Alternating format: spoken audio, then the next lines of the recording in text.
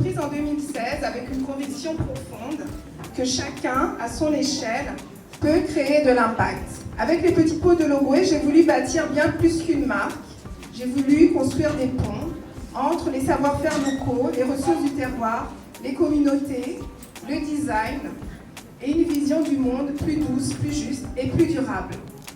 Chaque pot raconte une histoire, chaque geste compte, et ensemble, nous semons les graines d'un avenir meilleur pour les générations futures.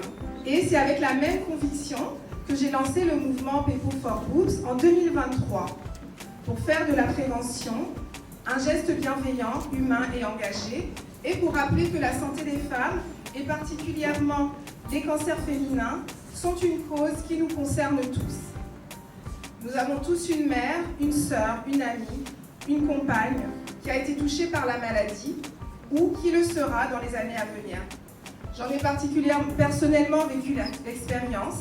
Certaines de ces femmes nous ont quittés, laissant derrière elles des souvenirs, des leçons de courage et un vide immense. Excusez-moi.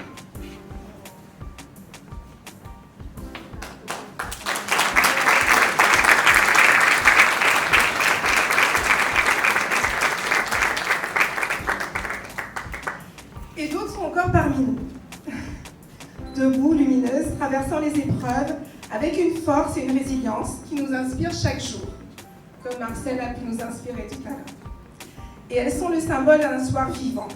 C'est pour elles que nous nous mobilisons tous ici, et c'est pour elles que nous construisons ce mouvement. People for Boobs, c'est leur voix, leur combat, leur lumière, portée par nous tous. Donc en 2025, une édition limitée de confiture de bissap à faible teneur en sucre, et dont le design a été créé par une jeune artiste, Mariciane Kogué, pour laquelle j'ai beaucoup d'admiration.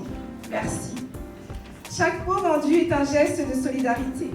En effet, les bénéfices de cette édition limitée seront reversés à deux associations que nous avons présentées tout à l'heure, Azafac et ASSI, qui œuvrent chaque jour pour accompagner les femmes vivant avec le cancer, promouvoir le dépistage et accompagner les jeunes femmes vulnérables.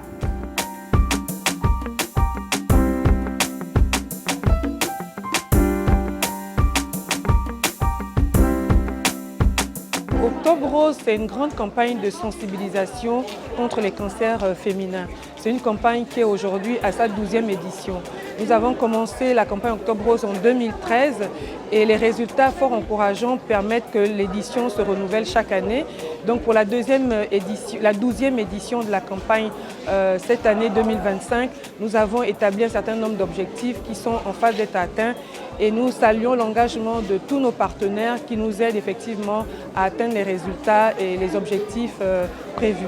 Le dépistage, c'est un moment important dans la consultation parce qu'il faut sensibiliser les patientes sur l'intérêt parce que déjà, beaucoup de patientes ne comprennent pas forcément que c'est un moment important pour elles et que grâce au dépistage, on peut arriver tôt dans la maladie parce que beaucoup de patientes pensent que rien que l'examen clinique est suffisant pour rassurer la patiente. Or, c'est grâce au dépistage que l'on va pouvoir aller plus loin et proposer à la patiente un traitement optimal en cas de problème.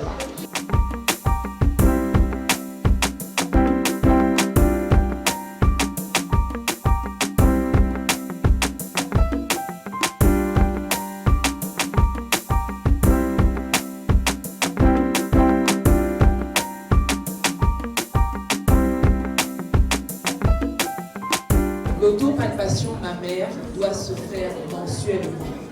Donc ça doit se faire tous les mois, en dehors de la période des règles et avant la période de l'ovulation. En dehors de la période des règles, pourquoi? Parce qu'en général, les seins sont plus sensibles, n'est-ce pas mesdames? C'est pas moi qui fais l'atelier seul, hein, vous faites ça avec moi. On est ensemble. Les seins sont plus sensibles pendant la période de menstruation et ils sont aussi en général plus sensibles pendant la période d'ovulation. D'accord? Donc le mois prochain, quand on va parler de la palpation testiculaire, je dirais aux messieurs de se rappeler du jour du 25 du mois parce que c'est l'anniversaire des fonctionnaires, c'est ça non? Et là donc ce sera un autre atelier, donc on en reparlera. Alors, lorsqu'on palpe le sein, pour le sein gauche, vous allez mettre la main gauche derrière la tête, d'accord? Parce que si vous voulez, le sein en tant qu'organe commence au niveau des aisselles, et continue au niveau de la glande mammaire elle-même. Donc vous allez mettre la main du même côté que le sein que vous voulez palper, d'accord? Vous allez prendre les doigts de la main droite, au moins 4 doigts de la main droite, d'accord? Parce qu'on veut faire un palpé. Donc ici, il ne s'agit pas de caresses, on est d'accord? Ce n'est pas des caresses, c'est un toucher médical. Donc vous allez utiliser la pulpe des doigts pour pouvoir palper la région mammaire. Donc on commence au niveau de l'aisselle, on va prendre au niveau de l'aisselle et on va faire des mouvements circulaires en exerçant une pression. Attention, lorsque vous descendez, il ne faut pas sauter des endroits, d'accord? Donc vous palpez et vous glissez plus bas. On est d'accord? Oui. Donc on va faire ça ensemble. Donc vous allez commencer au niveau de l'aisselle. Toujours au niveau de l'aisselle, vous allez palper. Là, on cherche quoi? On cherche à ressentir des ganglions. On cherche à savoir si ça fait mal. La palpation ne devrait jamais être douloureuse. La palpation doit être lisse. Et ensuite, vous allez continuer et commencer à faire le contour du sein lui-même, d'accord? Donc la glande mammaire elle-même. Vous faites des mouvements circulaires sans sauter et vous allez passer tout le long et vous allez contourner complètement le sein. Vous allez faire des gestes concentriques, des cercles concentriques, donc au fur et à mesure vous vous rapprochez du mamelon.